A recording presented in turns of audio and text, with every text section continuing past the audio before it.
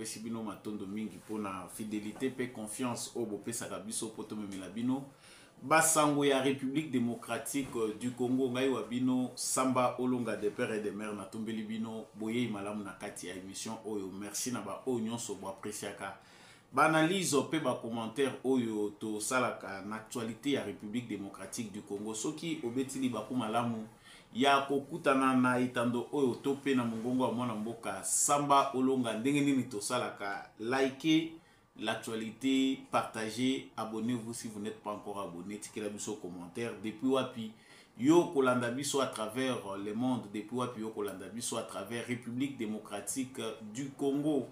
Justice yanzambe iratakate, justice yanzambe motomokote a échappaka na contrôle nango ezalaka chaque fois sentence topé rituel oyo tokotaka nango na émission oyo ezalaka na ngai devoir ya ko rappeler na ba commun des mortels que justice yanzambe ezalaka mabe toko salaka ezala na nkuku ezala na mpoisa ezali toujours na façon oyo biso tokoyeba kofutaka mabe na biso na yango salaka kaka malamu po justice yanzambe erataka moto soki moke te. À la une, il y a actualité Nabiso et Sengeli, vraiment, toyeba été Bureau national du Conseil de l'apostolat des laïcs catholiques du Congo, en sigle CALC, Bango Bazali Kotali, ça a été si par l'impossible cette démarche changement de constitution s'est concrétisée, le Bureau national du KLC y verrait une tentative de coup d'état constitutionnel pendant que la population est abandonnée à ses tristes sorts. Et plus loin, bureau Oyo, il y a organisation Oyo catholique, Bazali Kotali, c'est que président de la République et Sengeli a évité l'initiative Oyo parce qu'ils allaient na tendance à kokabola pe kopanzamboka.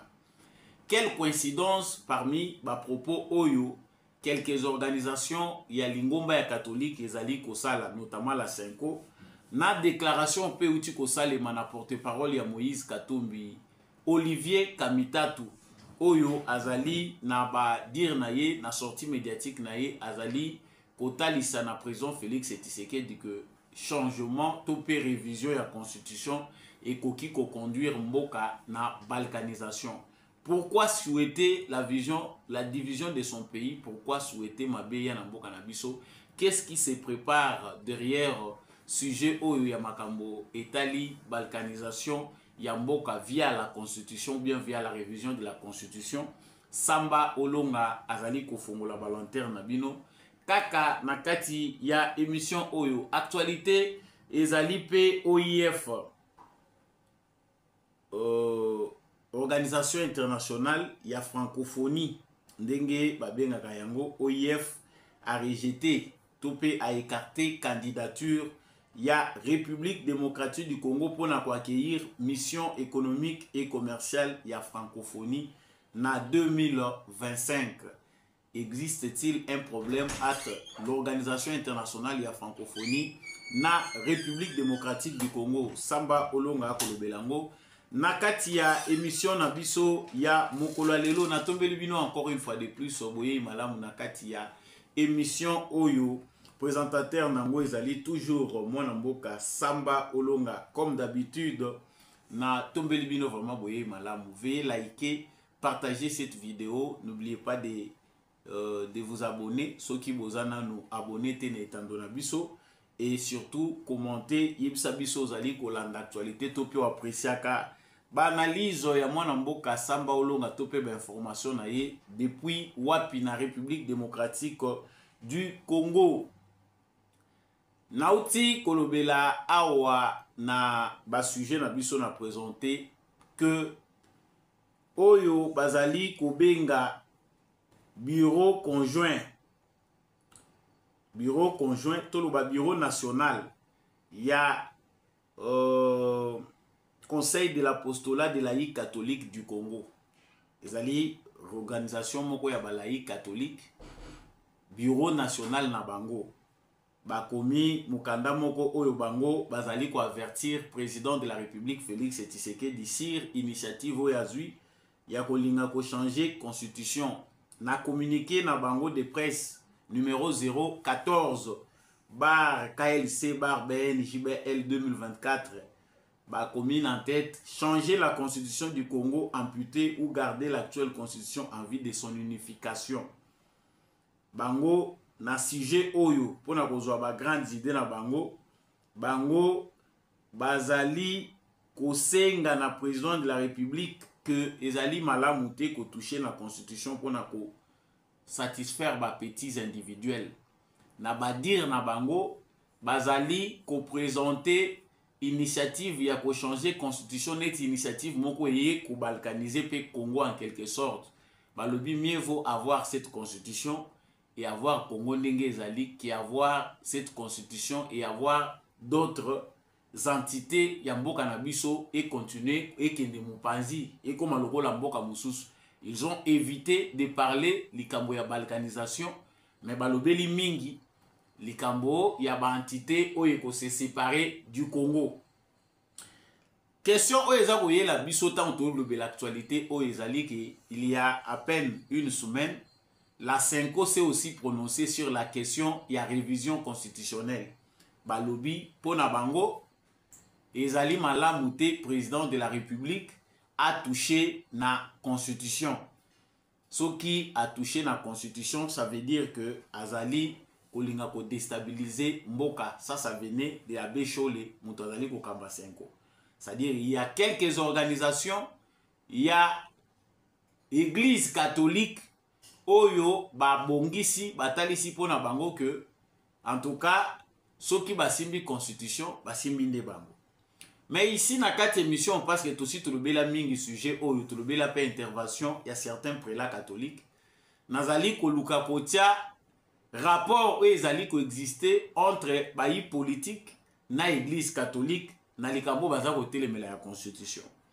Au même moment, na même journée, pendant que bureau oyo il y a conseil de l'apostolat des laïcs catholiques du Congo basali déclaration na bango, Olivier Kamitatu asali pe yaye déclaration na kati ya déclaration na ye ba mot oyo tozali kozwa le plus important émanant de Olivier Kamitatu ezali azali kotalisa que si Félix Tshisekedi veut aller dans la voie ya ko changer constitution et sengeli ayeba que mboka ezali kokende na balkanisation, c'est-à-dire toucher à la constitution signifie balkaniser les pays. Biso nyonso ba Congo, ba Congolais tozali ko se poser ba question. Quel rapport existe-t-il entre la constitution de la République démocratique du Congo na balkanisation oyo batu oyo bazali kolinga changement topé révision constitutionnelle te bazali ko brandir biso? Y a-t-il un article dans notre constitution qui dit que ce qui constitution oyo ba touché yango le pays sera divisé ou doit être divisé? Tout le monde a un article ya lolenge wanate. Mais qu'est-ce qui se passe? Pourquoi il y a des individus, que ça soit connu ou non connu, mingi bandeko na biso mususu bazali na Katanga na o Katanga na Lualaba, vous verrez des gens faire des déclarations na ba déclaration na bango baza ko talisa balobi que biso tozali prêté à accepter changement à la constitution. Celui qui touche à la constitution, le pays sera divisé. D'où vient ce langage? Pourquoi batu oyo bazali ko brandir menace ya balkanisation ya mboka bazan argumenté ya ko bimisa face ya likambo oyo ezali impérieuse nécessité ya ko changer constitution? Seul argument oyo bango bakomi nango ezali division ya République démocratique du Congo, c'est-à-dire mieux vaut pas balkaniser mboka ki ba toucher constitution. Qui sont-ils? Baza mandaté na nani? Na banina na likambo na uti kotanga awa ya ba catholique parce que na ba catholique ba organisation ebele ici et sosoli basi ba comprendre que politique ezali aubaine, politique ezali opportunité pour na bango na kazaka ya basango bakoki kozala na ba organisation ne ko permettre bango ke balia ka mbongo na sima ya politique ya RDC. Tosi to mesana koyoka mingi 5 ECC turo yo to occupé CLC telemi toyoki bureau conjoint ya ba laïque coordination soki ya ba laïque bango pe ba telemi apostolat batelemi bango pe bazali kolobela likambo ya changement ya constitution. Nasila lobaki na ba émission eleki ke to milenge la biso ba congolais, nous avons une catégorie de mauvais congolais, ba congolais ya mauvaise qualité. Oyo baliaka mbongo na sima ya kolela ya baninga. Outre des congolais o baza ko détourner mbongo na ba institution, nous avons d'autres congolais qui souhaitent les malheurs du pays pour bango ba jouer jeu oyo ba jouaka, jeu oyo pesaka bango mbongo. Na lobaki na ba émission eleki ke mbongo ya Union européenne bandi ko tambola. Il y a des organisations qui se disent de la société civile, oyo bakozala manipulé par l'Union européenne comme d'habitude. Ezali pona nini ba barrer route na organisation auquel toza ko aspirer nango. Il est aujourd'hui clair que ba congolais nyonso, que ça soit na expression, que ça soit ba exprimer en gote, mais aujourd'hui biso nyonso ba congolais toza na souci que ba institution ya mboka na biso et répondre na ba désirata ya ba congolais. Mais malheureusement, ces institutions ne fonctionnent pas de la manière où permettre le développement de la République démocratique du Congo. Constitution ya mboka na biso ezali défavorable pour la plupart des Congolais parce que ezali ko privilégier une catégorie d'individus. Mais basango oyo bazali ko sala si comme si bazo oyeba te que constitution oyo ezali ko privilégier te masse ya Congo oyo tozali. Et que plus les ali ba politiciens, plus les ali ba connus, nde bazana ba humilité, ya ko échapper na justice, ya ko bénéficier na sécurité sociale, oyo les ali ko permettre bango, bazala na bango kimia, même soki mboka eza malamu. Lobby 5 atalisia lobby que division ko la balkanisation ezala. Le Congo ne sera pas balkanisé sur base de déclarations ya ba individus. Ezana makamuso totele melaka soki ba balkanizaka Congo lobité Congo yo pour ceux qui ne savent pas ou peut-être pour ceux qui ont oublié ezala qui divisé 4 ba rébellion bato bazwa ça dit Rwanda na Uganda ba occupé ba kotiti na sol congolais. Le Congo n'a jamais été balkanisé. Pensez qu'aujourd'hui le Congo sera balkanisé parce que Tshisekedi Aza président de la République et qu'il a le souci de nous amener ou de nous introduire dans la 4e République. To résoudre ba problème où ezali politique to kota na constitution ezali conforme na ba réalité na biso bango ba telemi balobi le Congo sera balkanisé parce que ce qui devait toucher à la constitution. Chers Congolais, interprétation to koki kozala nango clair. Ya oyo moi groupe moko ya ba prélat catholique, il ne représente pas d'ailleurs l'église catholique.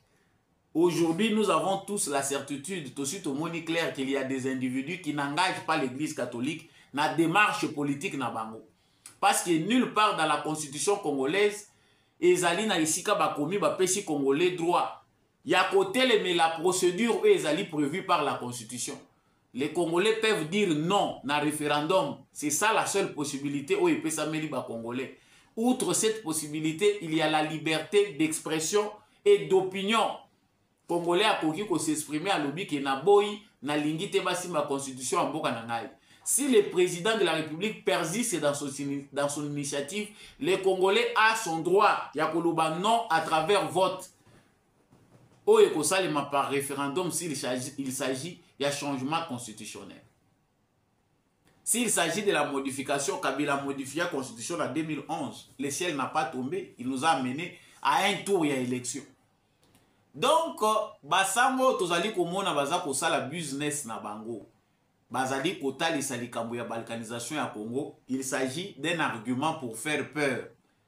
Lokola bango mission ba pesi bango ezali ko bloquer Tshisekedi, ko sala barrière na vision Tshisekedi azanango, ya komema biso na ba réforme oyo kozongisa mboka na biso na rail. Il faut bango ba se composer en ennemi de la République, ba kotisa trouble na mboka pour empêcher que ces réformes là n'aient pas lieu. Bango baza ko sala ngote par compréhension que non, démarche à Tshisekedi des Alimabé, nous pouvons apporter des changements ou des aménagements. Bango baza ko sala ngo parce qu'ils sont payés pour le faire. Ndenge kaka basala ki na l'élection en 2018, ils ont divisé les Congolais. En voulant faire croire aux Congolais que Fayoulou a gagné l'élection devant Tshisekedi, ils nous ont laissé dans des divisions. Ah, toko lo baba ndeko na biso musu na poto ba solo lakate. Ba Congolais batikala na ba rancune. Likolo ya basango tozali komona. Ils ont été payés, motivés par l'Union européenne. na ba mission na bango ya observation, ils n'ont pas voulu dire la vérité aux Congolais. Awa soki ba élection esalami na 2023 ba yoki soni ya kosala ndenge ba divisaka d'habitude, c'est parce que Tshisekedi a mené bango na jeu démocratique qu'ils n'ont pas pu nous malmener comme ils l'avaient fait en 2018.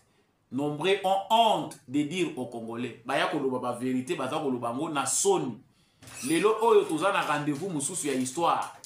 La question que soulève Tshisekedi, il y a changement ya constitution. Ezali question moko tabouté. Ezali question moko obiso nyonso ba Congolais toyebi ke depuis l'histoire il y a constitution oyo ba adopté ki yango comme constitution définitive ya mboka na biso. Depuis certains Congolais to se trompe pas na se ambula tokeyi ko voter oui ou non bolingi constitution oyo. Les Congolais qui ont une mémoire, une bonne mémoire, ba yebi ke biso moko to signaki acte de vente ya mboka na biso. Lelo basango bazo ko sala soki baza ko ignorer yango. Non Kabila Kabila bampeshaki voilà patati patata. Chers Congolais, il est temps toi agir na maturité na biso. Tozali ba mouton ya basango te. Tozali ba instrument na bango ya manipulation te po bango ba pesaka bango bambongo. Bango baza na ba organisation eza ko financer bango.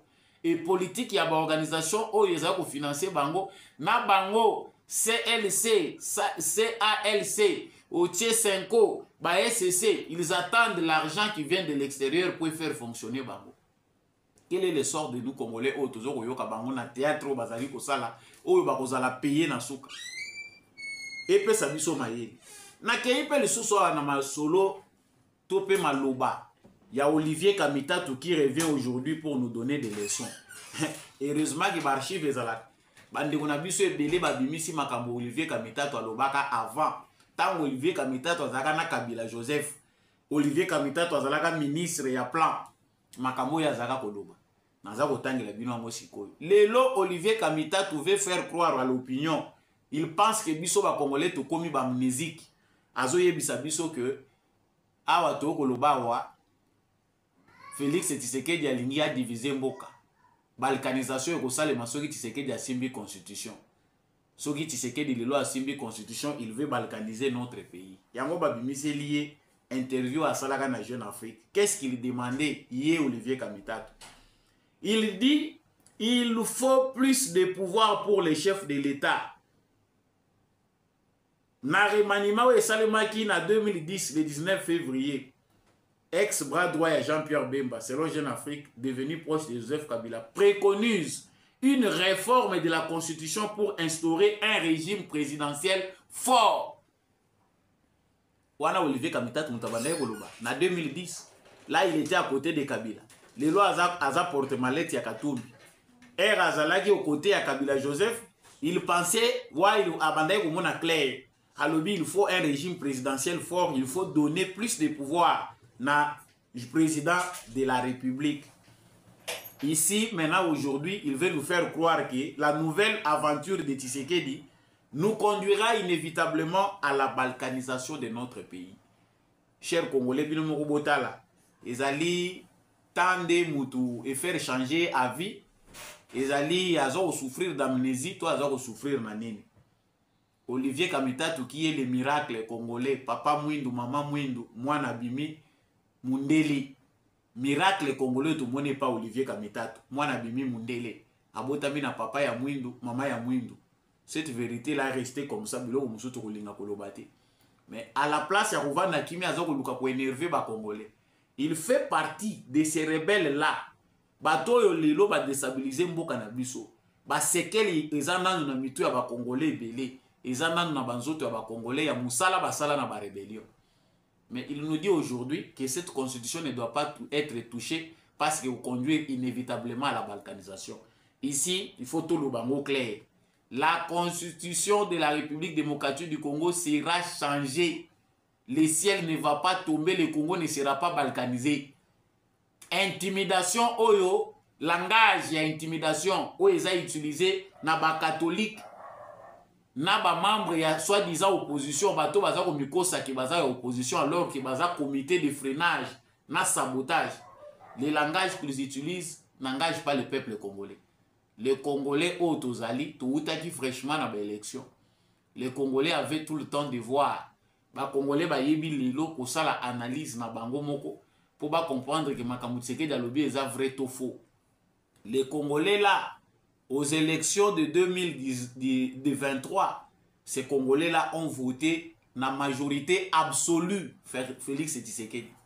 Ces Congolais là ne sont pas des bébés pour pas qu'ils ne se laisser distraire dans un petit groupe d'individus où bazali ko penser d'intérêt na bango.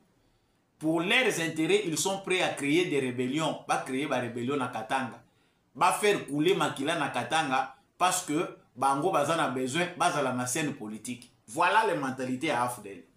Chers frères du Katanga, toyebi ke bako sakana kombo na bino. C'est aussi le moment bino pe bote le maboyebi sa bango non. Mutu nyonso oyo azali ko s'opposer na initiative ya président de la République, la constitution est bel et bien claire. Nulle part il est écrit que il faut tout ça la mouvement insurrectionnel ce qui président a initié changement constitutionnel. Bozo bangani. Ayez des arguments. Tshisekedi alobi que constitution ezo l'excella biso tango mingi. Constitution oyo ezali ba institution eza Tshisekedi muto aloba te ba institution amboko eko favoriser démocratie te, eko favoriser développement te. Ce sont des institutions conçues pour les pillages. Aux moments que les pillages continuent. Contre les grés de Tshisekedi, il a la volonté de changer le pays. Mais Talambongo et les institutions ils ont côté biso.